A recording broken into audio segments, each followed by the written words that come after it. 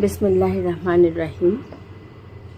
আল্লাহ বলেন, হে মুমিনগণ, জুমার দিন যখন সালাতের জন্য আহ্বান করা হয় তখন তোমরা আল্লাহর স্মরণে ধাবিত হও এবং ক্রয় বিক্রয় ত্যাগ করো।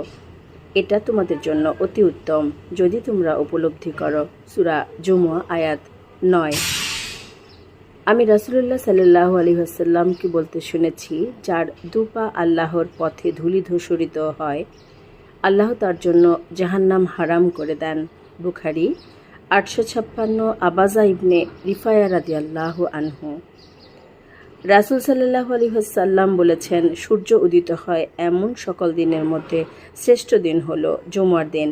এই দিনই আদম আলাইহিস সালামকে সৃষ্টি করা হয়, এদিনই তাকে জান্নাতে প্রবেশ করানো হয়, এদিনই তাকে তা থেকে বের করা হয়, আর এ জুমার দিনই কিয়ামত সংঘটিত হবে।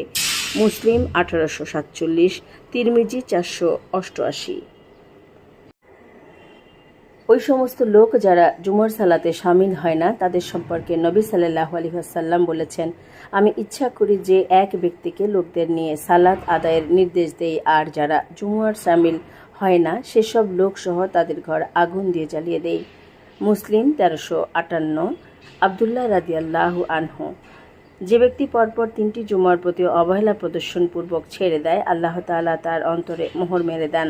নাসাই 1372। আবুল জাদ জামরি রাদিয়াল্লাহু আনহু। ইবনে মাজাহ 1125।